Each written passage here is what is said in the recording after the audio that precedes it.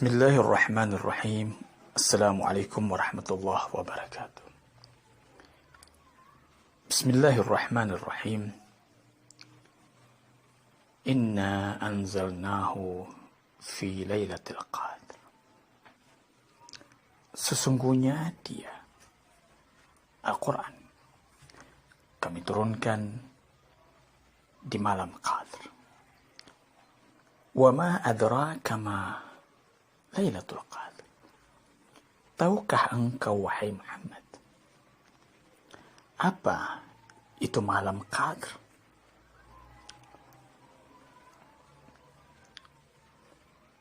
Lailatul Qadr khairum min alfi syahr. Malam Qadr itu adalah satu malam yang kebaikannya setimpal dengan 1000 bulan. Allahu Akbar. Luar biasa gambaran Allah tentang hakikat Lailatul Qadr. Tapi belum mampu menggambarkan tentang hakikat yang sebenarnya dari malam tersebut. Menyisakan satu misteri yang begitu besar kepada kita. Ia membuat setiap orang yang mendengar dan yang memasuki 10 hari dari bulan Ramadan ingin mencari tahu apa hakikat dari malam Qadr itu.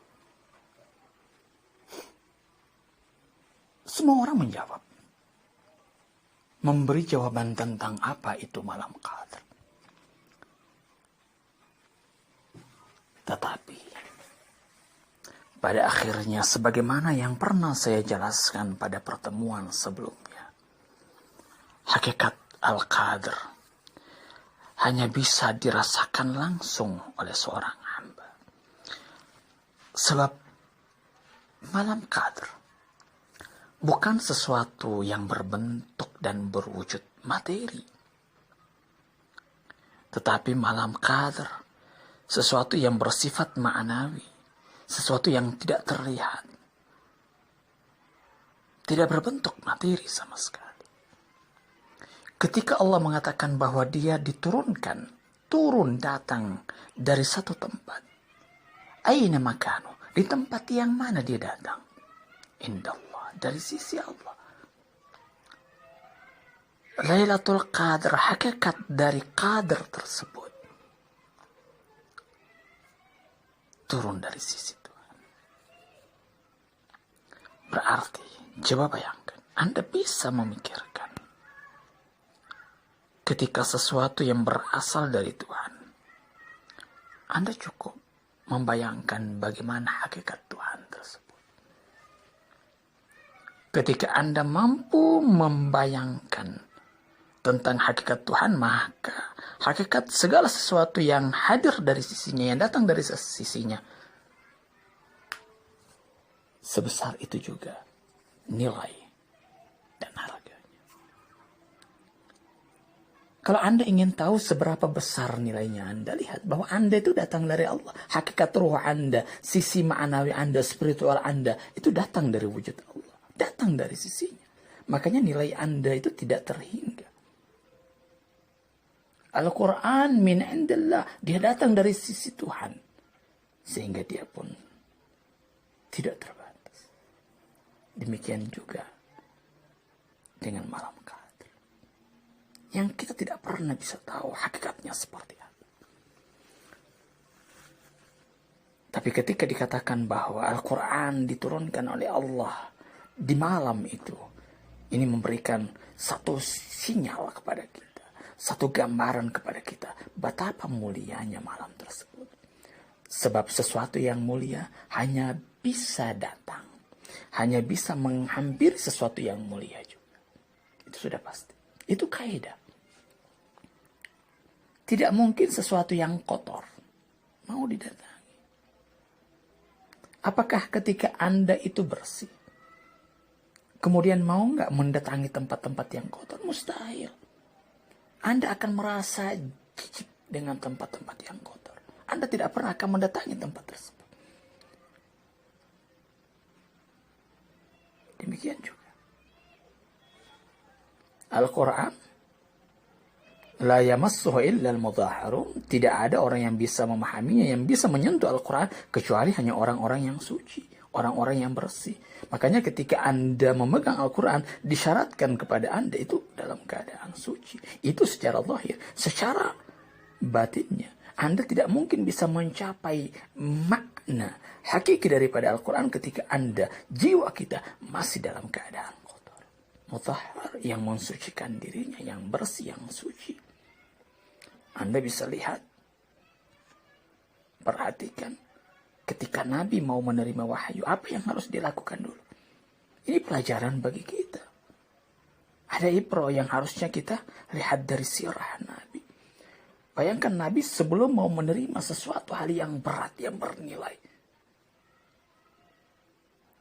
itu betul-betul dicuci sama Allah, dibersihkan dari segala macam kotoran.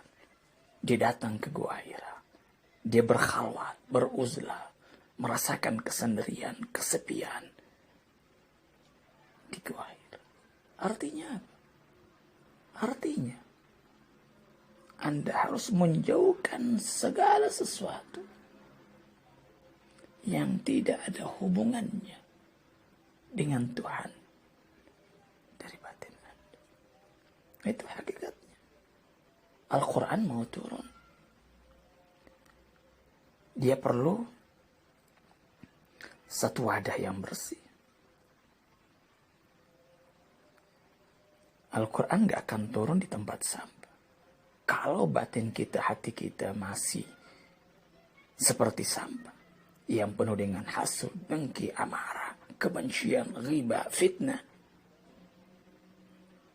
lalu mau mengharap Lailatul Qadar, Allahu Akbar, satu harapan yang tidak pada tempat. Mustahil. Bisa dikatakan mustahil. Makanya 20 hari sebelum kita memasuki 10 hari terakhir, kita betul-betul membersihkan diri kita, mengeluarkan segala macam kotoran. Ramadan itu tujuannya itu, mengeluarkan seluruh kotoran-kotoran yang ada dalam diri kita, dibersihkan. Kita disuruh mandi, membuang segala kotoran-kotoran batin kita. Najis batin kita harus kita buang.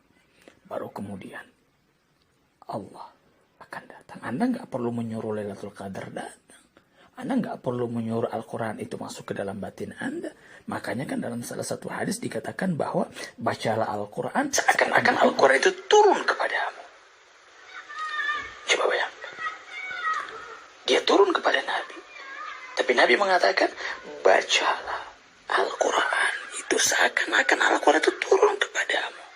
Lihat dia, terima dia, sebagaimana dia datang kepadaku. Itu pesan Nabi. Ketika Nabi dalam keadaan suci, kita pun harusnya dalam keadaan seperti itu. Kita kan ingin belajar dari Nabi. Nabi uswah kita. Jangan yang enak-enaknya saja yang mau kita ikutin dari Nabi. Tapi pas udah pada hal-hal yang berat dan sulit, kita tinggalkan sunnahnya. Allahu Akbar. Ini kedua, tiga, empat. Senang. Tapi sunnah tahajud berat. Sunnah bersedekah, mengeluarkan yang paling dicintai, berat. Coba bayangkan. Lalu kita mau menganggap diri kita ini baik. Allah yang tahu diri kita. Allahu Akbar. Malu kita di hadapan Allah. Malu. Harusnya ada rasa takut kepada kita. Rasa takut yang luar biasa. Ya Allah, Engkau yang tahu hakikatku. Manusia tidak ada yang tahu hakikat kita. Enggak ada. Tapi Allah tahu, Allah baca diri kita. Makanya, ketika kita menginginkan malam Qadar ini datang bertamu kepada kita, dia masuk menghujam ke dalam jiwa dan batin kita. Maka kita harus mempersiapkan batin ini untuk menerima kedatangannya. dia hanya akan datang kepada jiwa-jiwa yang bersih. Jiwa-jiwa yang sudah merobohkan, menghancurkan berhala-berhala selain Allah di dalam batinnya. Selama masih ada berhala di dalam batin kita, dia tidak akan datang. Nih, lihat selami batin kita. Berapa banyak berhala-berhala yang ada dalam batin kita. Berapa banyak kotoran-kotoran batin yang masih hinggap, yang masih begitu kita cintai, yang begitu sulit untuk kita lepaskan di dalam batin kita. Sangat berat ya Rabb.